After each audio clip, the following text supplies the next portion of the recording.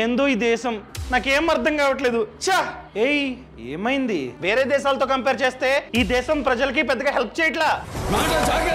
తప్పు మాట్లాడితే గొంతు కోస్తా.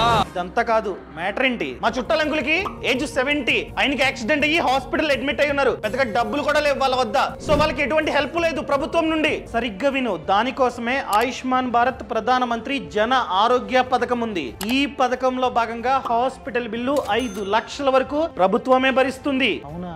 మరి నా ఫ్యామిలీ ఇన్కమ్ 4.5 lakhs కంటే తక్కువ ఉంది సంవత్సరానికి. నా కొడుకుని చదివించాలి అనుకుంటున్నా, మరి ఎలాగ డబ్బులు?